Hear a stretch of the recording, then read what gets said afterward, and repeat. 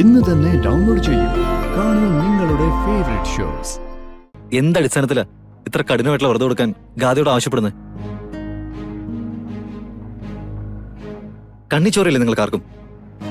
അമ്മ ഇതൊക്കെ ഗാദയെ കൊണ്ട് പറ്റുമോ?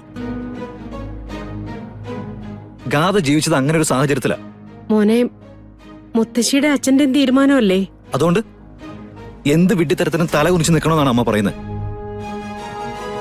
ഗാദ ഇങ്ങനത്തെ ഒരു വ്രതം കൊടുക്കാൻ ഞാൻ സമ്മതിക്കില്ല. അതാരും പ്രതീക്ഷിക്കാൻ വേണ്ട. നവീൻ,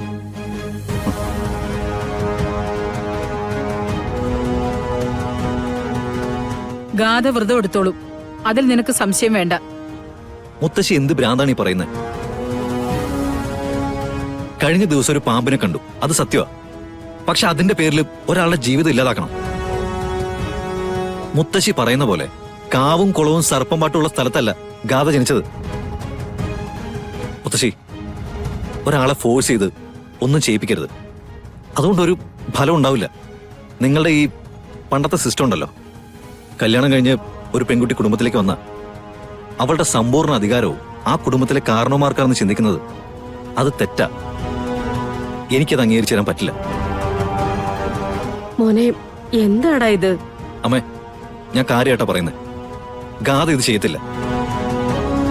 നിന്റെ ഭാര്യയെ കൊണ്ട് അങ്ങനെ ഒരു വ്രതം എടുപ്പിക്കണ്ട എന്നാണ് നിന്റെ തീരുമാനമെങ്കിൽ ഞാൻ പിന്നെ ഈ കുടുംബത്തുണ്ടാവില്ല. അമ്മേ, എത്ര കാലമായി ഈ നെഞ്ചിനകത്ത് വിങ്ങലും കൊണ്ട് നടക്കുന്നത് എനിക്കറിയാം. വർഷങ്ങളായുള്ള പേടിയാ.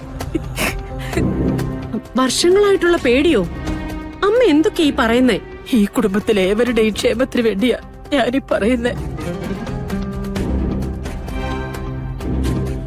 തൽക്കാലം അത്രയും മനസ്സിലാക്കിയാ മതി.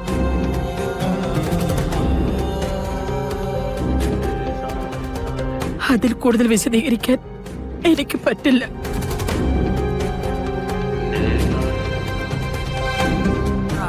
ആരെയും അനുസരിപ്പിക്കണമെന്നും അടിമകളാക്കണമെന്നും കാരണവർ ബുദ്ധിയോടെ ചിന്തിച്ചതൊന്നും അല്ല ഞാൻ. ഇന്നോ നാളെയൊന്നും പറഞ്ഞിരിക്കുന്ന എനിക്ക് ഇനിയിപ്പോ ഒന്നും നേടാനുമില്ല.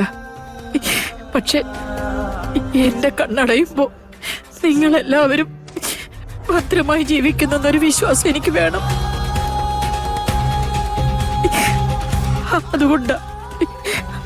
അതുകൊണ്ട് മാത്രം.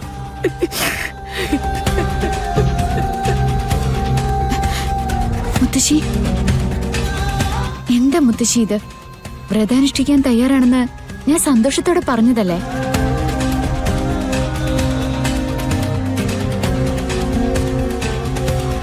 നവീൻ, മുത്തശ്ശി ഇങ്ങനെ വേദനിപ്പിക്കല്ലേ. മുത്തശ്ശി മനസ്സില് നമ്മുടെ നന്മ മാത്രമേ ചിന്തിക്കുന്നെ.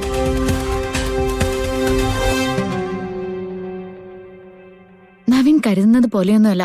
ഈ വ്രതം എനിക്കൊരു ബുദ്ധിമുട്ടാവില്ല. ഞാനിത് നവീന് വേണ്ടിയല്ലേ ചെയ്യുന്നേ.